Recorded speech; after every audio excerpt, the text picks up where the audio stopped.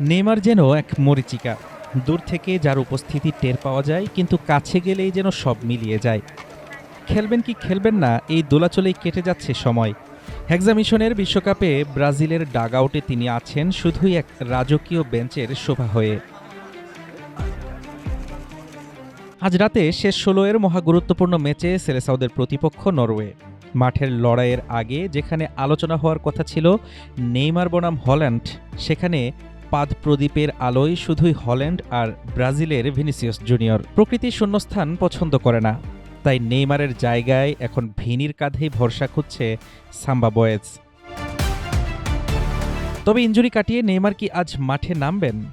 ব্রাজিলের সংবাদ মাধ্যম ফেলিয়া দে সাও পাওলোকে দেওয়া সাক্ষাৎকারে কোচ কার্লো আনচেলত্তি জানিয়েছেন, নেইমার ৯০ মিনিট খেলার মতো ফিট, তবে কুয়াশা কাটেনি তার মাঠে নামার সময় নিয়ে।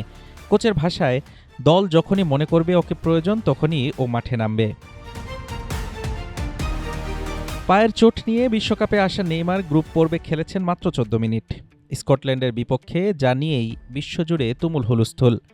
ম্যাচ শেষে নেইমারের কান্না আর সন্তানকে কোলে নেওয়ার ছবি যেন বুঝিয়ে দিচ্ছিল ওই ১৪ মিনিটেই তিনি খুঁজে পেয়েছেন তার বিশ্বকাপ সার্থকতা।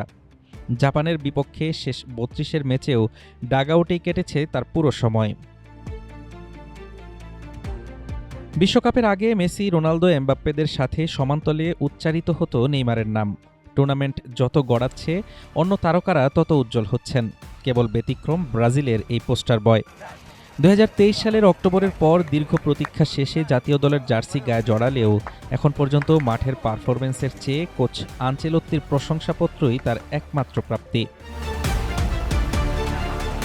কোচ তাকে আখ্যা দিয়েছেন অমায়িক, বিনয়ী আর পেশাদার হিসেবে, কিন্তু যেখানে বিশ্বমঞ্চে নেইমারের গোলের মহিমা কিংবা গোল্ডেন বুট, গোল্ডেন বল জেতার হুঙ্কার থাকার কথা ছিল, সেখানে তাকে সন্তুষ্ট থাকতে হচ্ছে কোচের চারিত্রিক সনদে। যেন মেলায় যেতে না পারা সন্তানকে সান্ত্বনা দিচ্ছেন এক পিতা।